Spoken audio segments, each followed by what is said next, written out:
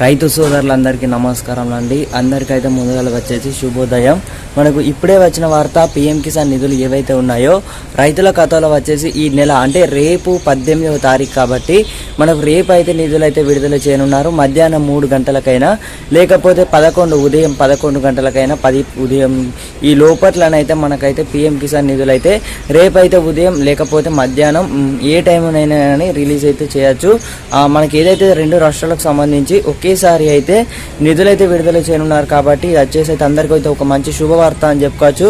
రైతులు ఎవరైతే పీఎం కిసాన్ నిధుల కోసం ఎదురు చూస్తున్నారో మీకు అందరికైతే ఊహించని శుభవార్త అయితే చెప్పడం జరిగింది నరేంద్ర మోడీ గారు వచ్చేసి. ఎందుకంటే మొట్టమొదటిగా సంతకం అయితే ప్రధానమంత్రి గారు మన ఏదైతే పీఎం ఏదైతే ఉందో పీఎం నరేంద్ర మోడీ గారు ఒకటేసారి మన పీఠం ఎక్కుడుతోనే మనకైతే మొదటిగా సంతకం చేసే వరకు మరోసారి వచ్చేసి రైతులకు మనకు ఏదైతే ఉందో మొదటి సంతకం అయితే చేయడం జరిగింది.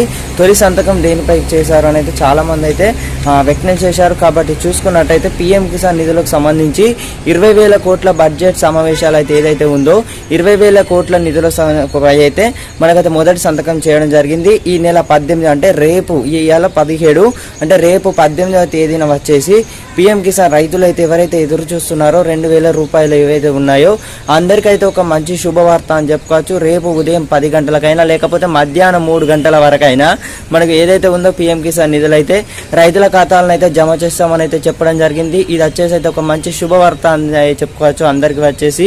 అలాగే రైతు బంధువు ఏదైతే ఉందో వానాకాలం సీజన్ రైతు బంధువు చూసుకున్నట్టయితే సీఎం రేవంత్ రెడ్డి గారు వచ్చేసి ఎకరాకైతే మనకి ఏదైతే 15,000 రూపాయల చొప్పున అయితే ఇవ్వాలనైతే డిసైడ్ అయిపోయిందట. ప్రభుత్వం ఆల్రెడీ కసరత్తులు అయితే జరుగుతున్నాయి.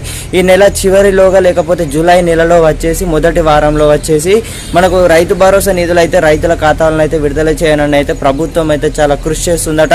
కాబట్టి వచ్చేసి అందరికైతే ఒక మంచి శుభవార్త అని చెప్పుకోవచ్చు.